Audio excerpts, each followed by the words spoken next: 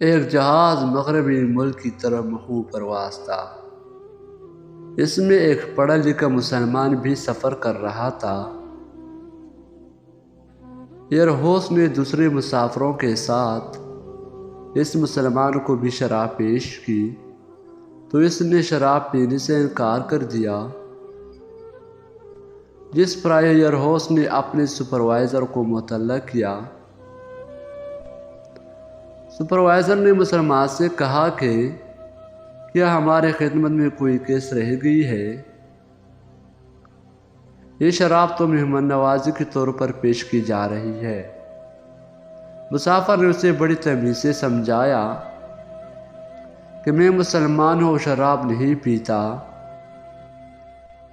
Supervisor اصرار کرتا رہا کہ یہ شراب ضرور نوش کر لے، تو اس کے مسلسل اصرار پر مسلمان نے کہا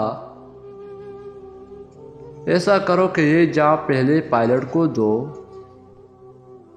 تو سپروائزر نے کہا کہ ایسا کیسے ہو سکتا ہے کہ وہ شراب پی کر جہاز اڑے، وہ تو ڈیوٹی پر ہے، اور اگر وہ ڈیوٹی کے دوران شراب پیے گا تو اس بات کا 100% امکان ہے کہ وہ جہاز حادثے کا شکار ہو کر تباہ ہو جائے گا۔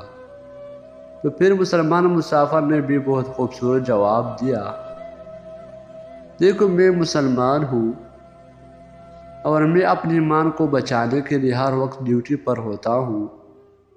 اگر میں شراب پیوں گا تو اس بات کا 100% امکان ہے کہ میں حادثے کا شکار ہو جاؤں گا اور اپنی ایمان کو تباہ کر بیٹھوں گا۔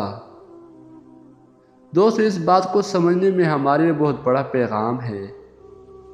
اللہ تعالی ہم سب مسلمان کو اس گندے شراب نوشی سے بچائے۔